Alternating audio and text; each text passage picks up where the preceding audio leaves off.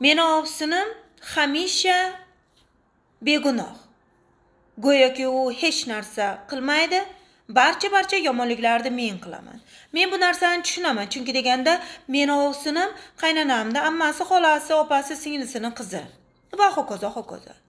Yoki bo'lmasa meni ovsinim boy xonadondan chiqqan. Yoki bo'lmasa meni ovsinim qaynonamda ko'ziga juda ham go'zal ko'rinadi va qaynonam uni o'zi yaxshi ko'rib kelin qilgan.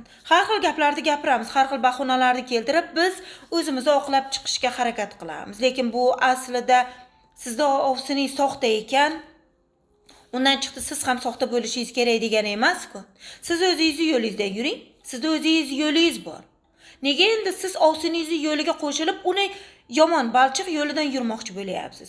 O'zingizni go'zal, toza yo'lingiz turganda, siz o'zingizni yo'lingizda oxirigacha yurishingiz kerak. Hozir ovsiningizning yo'lidan yurasiz, lekin siz o'zingizni yo'lingizni yarmini yurdingiz. Bir kun o'zingizni yo'lingizni o'sha yarmiga qaytib kelib, oxirigacha yurishga majbur bo'lasiz.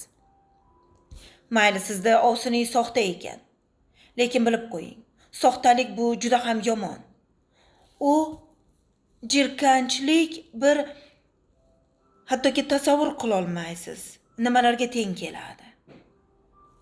Qo'ying, ovsiningiz o'zini yo'lida yursin. Men ovsiningizni yomonlamoqchi emasman, lekin qaynonangiz ham sizga va menga o'xshagan ayol, buni yodingizdan chiqarmang. Siz qanchalik qaynonangizga yaxshilik qilsangiz, qaynonangiz ertandan o'sha o'zining singlisining qizi bo'lsa ham, u bilan emas siz bilan qolishga harakat qiladi.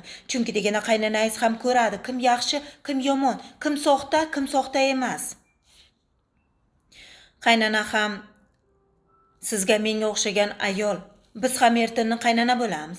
Qaynona deganda hamisha ularga qarata yomon gaplar gapirgani uchun biz ularga hamisha yomon ko'z bilan qaraymiz. Aslida qaynonalar ham inson. Buni yodingizdan chiqarmang.